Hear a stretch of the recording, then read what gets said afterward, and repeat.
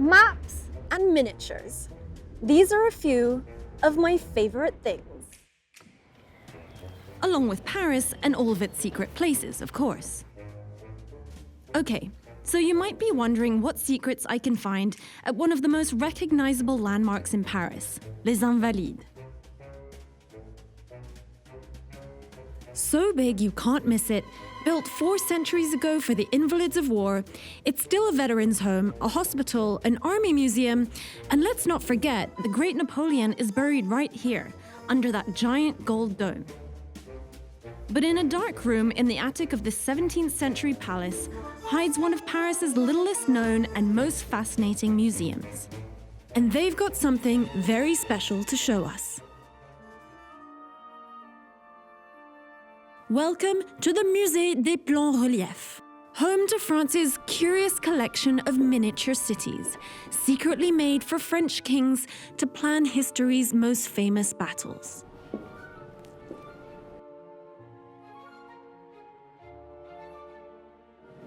These are the real-life Game of Thrones maps. Centuries old, but impossibly elaborate and detailed. You can imagine Napoleon or the Sun King in their top secret war rooms, scheming over these maps, making military history. And these were a warning to the rest of the world to say, do not mess with France. Fast forward to the new millennium when Microsoft, one of the world's most advanced tech companies, walked into this Parisian hidden gem of a museum and zoned in on the crown jewel. Behold, the mythical, the mysterious island of Mont Saint-Michel. The ancient French fort becomes the 21st century muse of HoloLens, Microsoft's mixed reality technology. Oh, it's kind of like playing hide and seek. So this goes way beyond my childhood dollhouse. It's like going on a historical roller coaster. Whoa! Oh my god, I'm like inside the church. The unexpected partnership shows how digital technology can preserve heritage and empower museums. But there was also a moment in history when the advancement of technology could have led to the loss of these miniature marvels entirely. When hot air balloons and the invention of modern photography came around, these model maps became obsolete.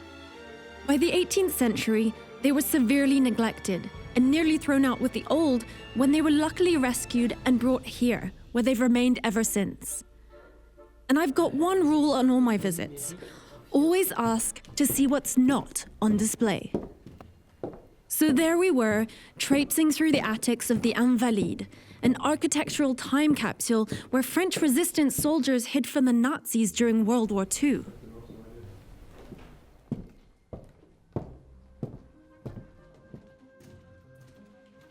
Here is where they keep the biggest pieces of the collection, unrestored and disassembled, waiting to be put back together. En fait, il n'y a qu'une partie du musée ouvert au public, ce que vous avez vu, et le reste, ce sont des parties non aménagées. Donc en fait, on a beaucoup de nos collections qui sont en réserve toujours. The restoration process of the models has been an ordeal.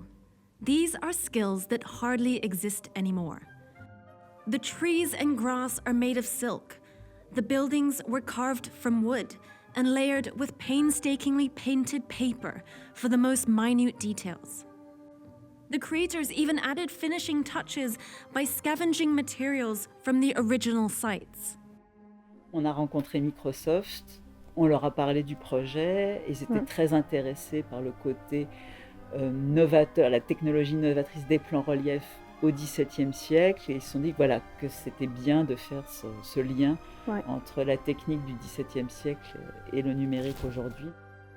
And if there's one way to get kids off their smartphones and back into museums, it's probably this.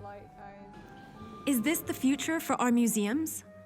Is this a way to ensure that we'll still be interacting with ancient artifacts hundreds of years from now?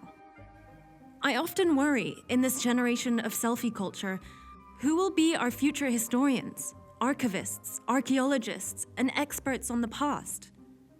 We have a lot to learn from history. And I'm just glad someone's looking out for its future.